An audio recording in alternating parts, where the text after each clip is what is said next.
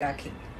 Yes, आप लोगों ने देखा होगा ना, इन्होंने मेरी वीडियो फोटोज पे बोला था टिकटॉक के टाइम, और वो सच में एकदम रियल हुआ था।